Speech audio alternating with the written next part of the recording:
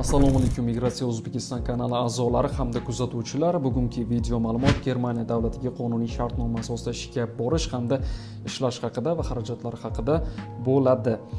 Germaniya davlatiga ko'pincha qanday yo'nalishlarda borish mumkin? Asosan Germaniya davlatiga bormoqchi bo'lganlar birinchi o'rinda germaniyalik ish beruvchilar talabiga javob berishlari kerak bo'ladi. Ulardan Germaniyaga bormoqchi bo'lganlarga qo'yiladigan talablar O'zbekiston fuqarolari uchun 20 yoshdan 45 yoshgacha ishga layoqatli bo'lishlari kerak hamda nemis tili yoki rus tilidan xabarlari bo'lishi kerak. Ayrim sohalarda ish tajriba so'raladi, ayrim sohalarda so'ralmaydi. Erkaklar uchun qilinadigan ishlar yuk mashinasi, fura yuk mashinalarini haydash bo'ladi va bunda haydovchilik guvohnomalari va ish tajribalari so'raladi hamda ayol va erkaklar uchun sklad ishlari, omborxonalarda upakovka, ya'ni o'zbek tilida aytganda qadoqlash ishlarida ishlasa bo'ladi va ayollar uchun asosiy keng tarqalgan ushbu Germaniya bo'yicha hamshiralik sohasida ishlashlari mumkin bo'ladi. Xo'p, Germaniyaga ishga borish uchun O'zbekiston tashqi mehnat migratsiyasi yoki xohishingizga qarab xususiy bandlik agentliklari orqali shartnoma tuzib, qonuniy yo'l bilan Germaniya davlatiga ishga borishingiz mumkin bo'ladi. Albatta, bu yerda xarajatlar bor. Xarajatlari siz uchun firmadan foydalanmoqchi bo'lsangiz, firma to'lovi hamda o'zingiz alohida Germaniya davlatiga aviachipta sotib olasiz va to'lov firma to'lovidan tashqari hamda kerak bo'ladigan o'zingizning hujjatlaringizni firmaga topshirasiz va bu yerda germaniyalik ish beruvchi bilan suhbat bo'ladi yoki firma tomonidan foydalanganingiz uchun suhbat bo'lmasligi ham mumkin. Xo'p, xususiy bandlik agentligini aytib o'tdim va O'zbekiston tashqi mehnat migratsiyasi tomonidan Germaniyaga bormoqchi bo'lsangiz, germaniyalik ish beruvchilar bilan sizni suhbat bo'ladi. Bu yerda suhbatdan o'tganingiz bilan sizni Germaniya davlatiga hujjat ishlari boshlanadi. Germaniya davlatiga hujjatlaringizni topshirganingizdan so'ng viza chiqish muddati hamma aviachiptani olib Germaniyaga borguningizga qadar ketadigan vaqt 4-5 oy oralig'ida vaqtni o'z ichiga oladi. Xo'p, O'zbekiston tashqi mehnat migratsiyasi hamda xususiy bandlik agentliklarining farqi qanday?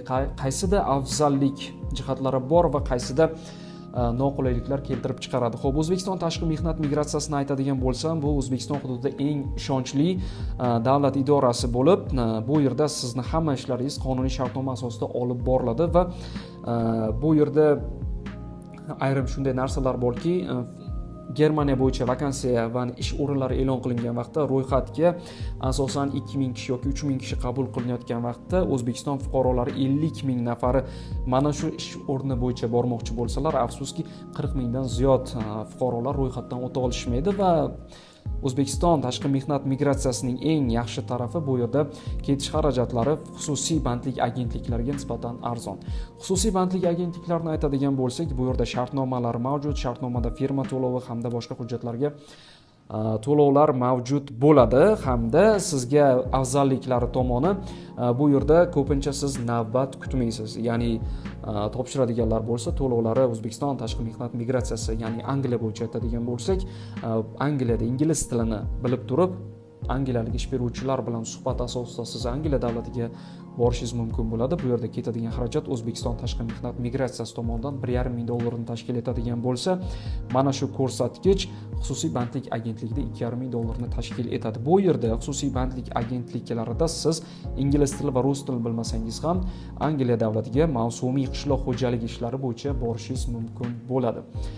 Xususiy firmalarni aytishim mumkinki, eng afzallik tarafi bu yerda siz chet tilini bilmasangiz ham chet el davlatlariga qonuniy shartnoma asosida ishga borishingiz mumkin bo'ladi. O'zbekiston tashqi mehnat migratsiyasida bunday imkoniyat mavjud emas.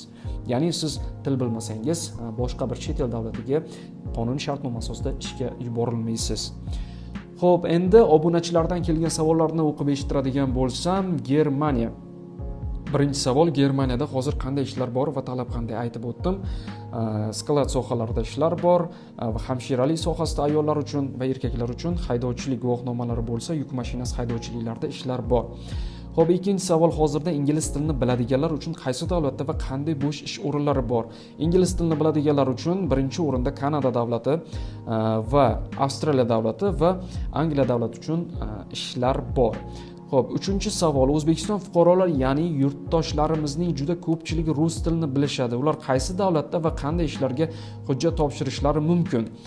Xo'p, rus tilini biladigan fuqarolar O'zbekistonda va chet el davlatlarida bo'lgan yurtdoshlarimiz juda ko'p. Ular birinchi o'rinda Rossiyaga qonuniy shartnoma asosida borishlari mumkin, Qozog'istonga ishga borishlari mumkin va Angliya mavsumiy ishlari bo'yicha rus tilidan suhbatdan o'tib 6 oylik ishchi viza asosida borishlari mumkin va Germaniya yo'nalishi bo'yicha ham rus tili talab etilgan sohalarda rus tili orqali suhbatdan o'tib Germaniya davlatiga ishga borishlari mumkin bo'ladi va bu yerda Bolgariya davlatiga ham, Ruminiya davlatiga ham, qolaversa Xorvatiya davlatiga va yana 3-4 ta Yevropa davlatlariga mana shu rus tili til talabi bo'yicha qonuniy shartnoma asosida ishga borishlari mumkin bo'ladi. Xo'p, keyingi savol O'zbekiston tashqi mehnat migratsiyasi hamda XBA, ya'ni xususiy bandlik agentligi afzalliklari va qulayliklar. Buni ham aytib o'tdim.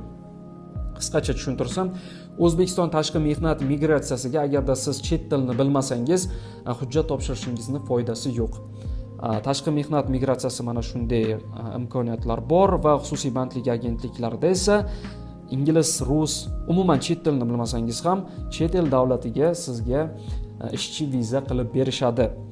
Xo'p, yana eng muhim savol, yana bir eng qiziq va muhim bo'lgan savol, umuman chet tilini bilmaydiganlar chet elga qonuniy shartnoma asosida qaysi davlatga va qanday ishlarga borishlari mumkin? Xo'p, chet tilini bilmaydigan O'zbekiston fuqarolari hozirda Angliya davlati va Koreya davlati hamda Germaniya davlatiga ishga borishlari mumkin bo'ladi. Germaniya davlatiga asosan talabalar borishlari mumkin. Ishchi viza orqali til bilmasdan borib bo'lmaydi. Angliya davlatiga mavsumiy ishlarda firma tomonidan hujjat topshirib, chet tilini bilmasangiz ham qonuniy shartnoma asosida 6 oylik ishchi vizadan foydalanib ishlab kelishingiz mumkin bo'ladi. Koreya davlatini aytib o'tadigan bo'lsam, Janubiy Koreyada siz ish tajribangiz bo'lsa, svarka rus tilida, o'zbek tilida, payvandlash sohasida va boshqa ishlarda, elektrik sohalari, bo'yoqchilik sohalarida borishingiz mumkin bo'ladi. Kanada davlatiga bu ham firma orqali, xususiy bandlik agentliklari orqali borishingiz mumkin bo'ladi. Aytib o'taman, xususiy bandlik agentliklari O'zbekiston tashqi mehnat migratsiyasiga nisbatan to'lov xarajatlari $500 dan $1000 sal oshiqroq bo'ladi, lekin bunda siz chet tilini bilmasangiz ham qonuniy shartnoma asosida ishga borishingiz mumkin bo'ladi. O'zbekiston tashqi mehnat migratsiyasida afzalliklari bu siz ish bilan ta'minlanasiz, xususiy bandlik agentligida ham shunday, hamda siz chet tilini bilmasdan O'zbekiston tashqi mehnat migratsiyasiga hujjat topshirib, hech qaysi davlatga afsuski bora olmaysiz. Xo'p, sizga bermoqchi bo'lgan ma'lumotlar mana shu.